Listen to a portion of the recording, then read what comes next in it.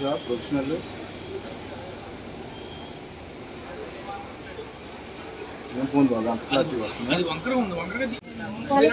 వల్ల పేద కుటుంబాలన్నీ రోడ్డులు పడకుండా దీనిపైన చర్యలు తీసుకోవాలని కూటమి ప్రభుత్వానికి బెల్ట్ షాప్ ద్వారా ఏవైతే అవినీతి ఉందో అవన్నీ బయటికి తీయాలని చెప్పి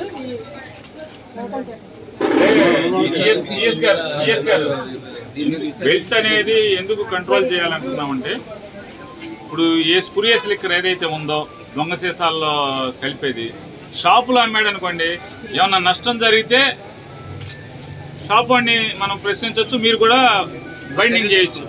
కానీ బెల్ట్ దగ్గర అసలు ఎవరిది, అది ఎక్కడది, ఏంటిది అనేది ఏమి ఉండదు కదా. ఎందుకంటే బెల్ట్లో అమ్మేప్పుడు వీళ్ళు కూడా మీరు ఇచ్చిన ట్యాగులు గీకులు అన్ని పీకేస్తున్నారు. బెల్ట్ లేకుండా బెల్ట్ అనేది ముందు రూపుమాపేస్తే సరిపోద్ది. అట్లాగే ఎక్సైజ్ మంత్రి ఏమైనా చెప్పినా చూస్తున్నట్టు పొమ్మని చెప్పినా కూడా మనం తోలు తీసేస్తే సరిపోతుంది సార్, అంతే. భలే అందులో స్పెషలిస్ట్ మావాడు. మీరు బయట నుంచి వచ్చారు, మేము ఊళ్ళో వాళ్ళంగా మాకు తెలుసు.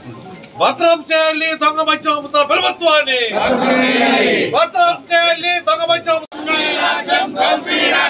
ఇదే మీ రాజ్యం, ఇదే మీ రాజ్యం, ఇదే మీ రాజ్యం, ఇదే మీ రాజ్యం. దొంగ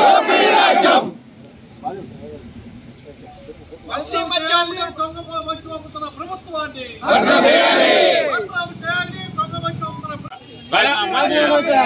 16 నెలలుగా రాష్ట్రంలో కల్తీ మద్యం అమ్మిస్తున్న కొల్లు రవీంద్ర వెంటనే 16 నెలలుగా రాష్ట్రంలో కల్తీ మద్యం అమ్మిస్తున్న కొల్లు రవీంద్ర వెంటనే 16 నెలలుగా రాష్ట్రంలో కల్తీ మద్యం అమ్మిస్తున్న కొల్లు రవీంద్ర వెంటనే రాజీనామా చేయాలి, రాజీనామా చేయాలి, రాజీనామా చేయాలి. కల్తీ రాజ్యం దొంగల రాజ్యం, కల్తీ రాజ్యం దొంగల రాజ్యం, కల్తీ రాజ్యం దొంగల రాజ్యం. రాజీనామా చేయాలి కొల్లు రవీంద్ర వెంటనే, రాజీనామా చేయాలి, రాజీనామా చేయాలి, రాజీనామా చేయాలి, రాజీనామా చేయాలి. కల్తీ రాజ్యం, కల్తీ రాజ్యం దొంగల రాజ్యం, కల్తీ రాజ్యం దొంగల రాజ్యం. రాజీనామా చేయాలి కొల్లు రవీంద్ర వెంటనే, రాజీనామా చేయాలి, రాజీనామా చేయాలి, రాజీనామా చేయాలి. ఎక్సైజ్ శాఖ మంత్రి కొల్లు రవీంద్ర వెంటనే, రాజీనామా చేయాలి. కల్తీ రాజ్యం దొంగల రాజ్యం, కల్తీ మందు అమ్మిస్తున్న కొల్లు రవీంద్ర రాజీనామా చేయాలి, రాజీనామా చేయాలి. 16 మాసాలుగా రాష్ట్రంలో కల్తీ మందు అమ్మిస్తున్న కొల్లు రవీంద్ర రాజీనామా చేయాలి, రాజీనామా చేయాలి. 16 మాసాలుగా రాష్ట్రంలో కల్తీ మందు అమ్మిస్తున్న కొల్లు రవీంద్ర రాజీనామా చేయాలి.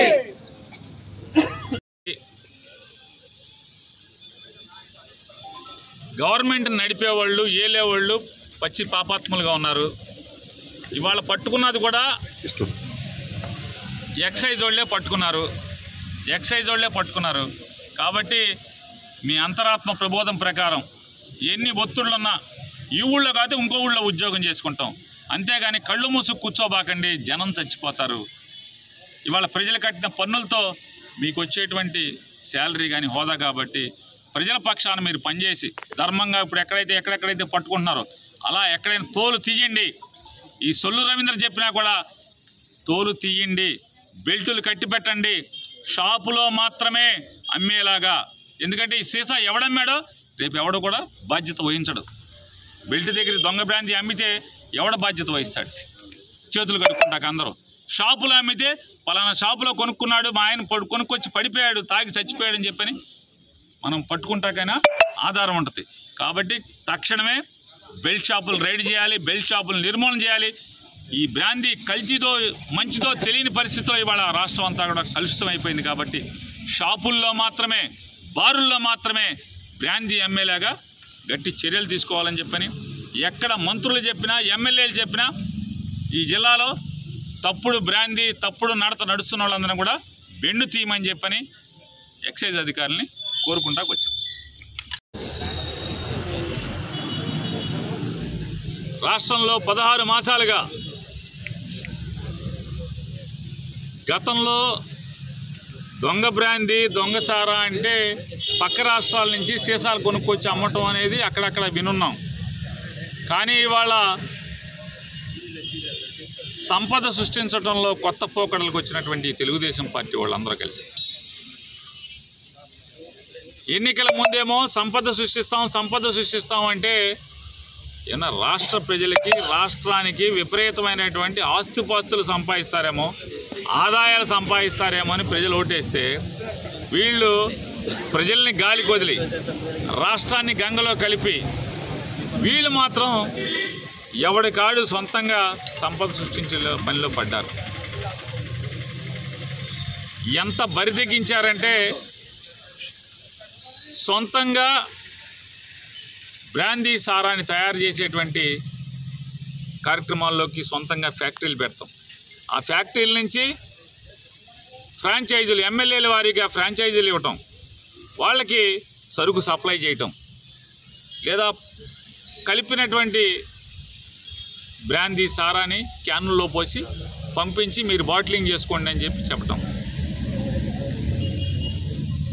ఇవాళ ఆంధ్ర రాష్ట్రంలో ఉన్నటువంటి మద్యపాన ప్రియుల యొక్క అదృష్టం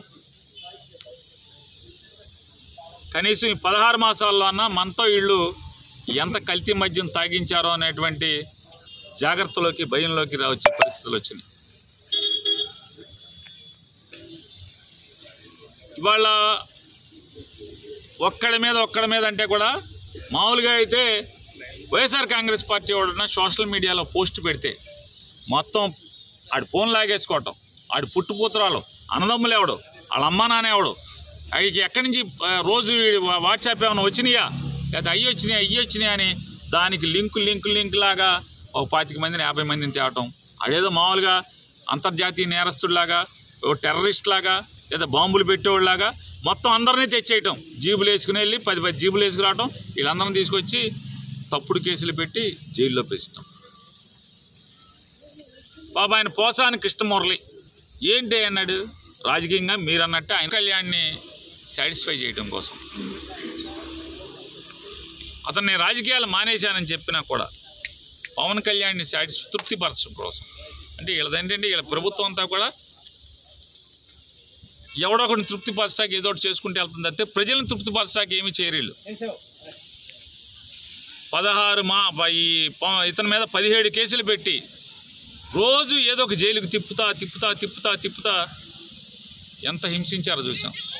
మరి ఈ బ్రాందీ వాళ్ళు ఏం చేశారు, ఎవరిని అరెస్ట్ చేశారు, వాళ్ళ ఫోన్లు లాక్కున్నారా, ఎక్కడ సారాని ఎండికి వెళ్ళరా, ఎవరిని నివారించలేకపోవటమే కాకుండా వీళ్ళే ఆర్గనైజ్ చేసి ఇవాళ అందులో దొరికినటువంటి ముద్దాయిల్ని రాచ మర్యాదలతో ట్రీట్ చేయిస్తున్నటువంటి ఈ ప్రభుత్వం, ఈ మంత్రిని బర్తరఫ్ చేయాలి. ఈ ప్రభుత్వం కూడా ఖచ్చితంగా పాలించడానికి అర్హత లేనటువంటి ప్రభుత్వం, ప్రజల చేత ఓట్లు వేయించుకుని అందరినీ ద్రోహం చేశారు. ఆఖరికి బ్రాందీ వాళ్ళని కూడా తాగుబోతులను కూడా ద్రోహం చేసినటువంటి ఇటువంటి దిక్కుమాలిన ప్రభుత్వం ఈ దేశంలో ఎక్కడ ఉండదు. స్కాన్ చేయాలా, ఇది జరుగుద్దా అంటే మీ వల్ల చేత కాదు, మీరు పట్టుకోరు, మీరు ఆపలేరు, ప్రజలే పట్టుకోవాలి. అయ్యా మద్యపాన ప్రియులారా, ఈ ఆంధ్రప్రదేశ్ రాష్ట్రంలో ఉన్నటువంటి మద్యపాన ప్రియులారా, ఎందుకైనా మంచిది బతికుంటే బలుసాగు తినచ్చు. భార్యా పిల్లలు ఉన్నారు మనకి, మద్యం తాగటం మంచిది కాదు, తాగబాకండి. కానీ మీరు తాగలేని పరిస్థితిలో అంటే ఆపలేని పరిస్థితిలో ఉన్నారు, తాగకుండా ఉండలేని పరిస్థితిలో ఉన్నారు. వెళ్ళినప్పుడు మాత్రం అది బెల్ట్ షాపా, ఎందుకంటే ఊరంతా సారానే. బందర్ల మధ్య మా మంత్రి గారు ఉన్నాడు, ఈ బందర్ ఎమ్మెల్యే గారు, ఆయన సలహాదారుడు ఉంటాడు ఆ సమాధుల దొడ్డి దగ్గర. ఇద్దరికి గొప్ప ఆలోచన వచ్చిందంట, మనం కరెంటు ఇచ్చేసేసి మంచిలు ఇచ్చేద్దాం, రోజు ఇచ్చేద్దామని చెప్పాను. గులపాటం మామూలుగా దసరాకి నీళ్ళు లేవు, జనం అల్లాడి ఏడిశారు. మా బందర్లో ఆ దసరా టైంలో మంచిళ్ళకి కరువు వచ్చిందేమో కానీ మద్యానికి అంటే మందుకు మాత్రం కరువు లేదు. శుభ్రంగా ఇంటి పక్కనే మందు, దొడ్లో మందు, వెనక దొడ్డు గుమ్మ వైపు మందు, ఇది గుమ్మ వైపు మందు, పక్కింటి వైపు మందు, ఎక్కడ ఖాళీ దొరికితే ఎక్కడ బడ్డీ కొడి దొరికితే అక్కడల్లా మందు. ఇంత విచ్చలవిడిగా అందుబాటులో ఉన్నప్పుడు మీరు ఇబ్బంది పడటం అంటే నాలుగు లాగేయటం కరెక్టే. ఎందుకంటే పక్కనే దొరుకుతుంది కదా, దూరంగా అయితే వెళ్ళి తెచ్చుకోవాలి. పక్కనే దొరుకుతుంది కాబట్టి నాలుగు లాగేసేటువంటి పరిస్థితులు ఉంటాయి.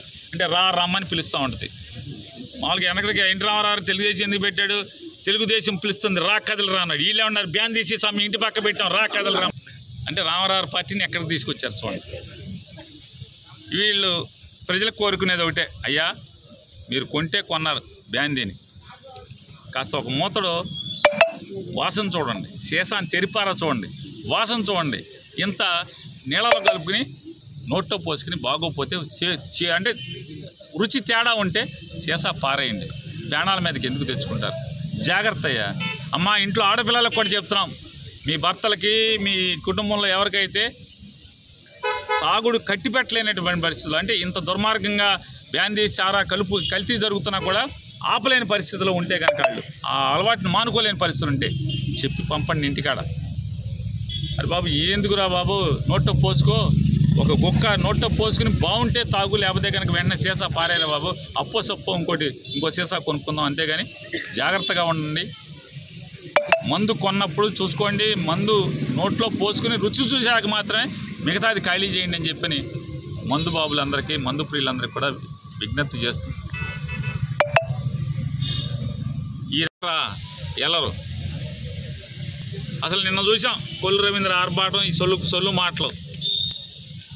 ఇబ్రహీంపట్నంలో ఫ్యాక్టరీని నడిపినటువంటి జనార్దన్ అనే అతను ఆఫ్రికాలో ఉన్నాయంట, ఆఫ్రికా నుంచి బొంబాయి వచ్చాయంట, బొంబాయి నుంచి గన్నవరం వచ్చాయంట, గన్నవరం నుంచి ఎయిర్పోర్ట్ బయట ఆయన మామూలుగా నడుచుకుంటూ వచ్చి, మామూలుగా ఎట్టగా మనకి ఎవరన్నా పెళ్ళికో పబ్బానికో వచ్చే చుట్టాలను రిసీవ్ చేసుకుంటాం కదా, ఎదురెళ్ళి ఆ గేట్ బయట వెళ్ళి ఆ రెడ్ రైడ్ అని తీసుకెళ్తున్నారు. సిగ్గు శరం దేవుడు, అసలు మీకు ఏం పెట్టలేదు అనుకోండి. అసలు ఏం చేయాలి అంటే నిజంగా దొంగ అంటే మీకు వాడికి లాలూచి లేకపోతే బొంబాయిలో పట్టుకోవాలి కదా, బొంబాయిలో పట్టుకోవాలి.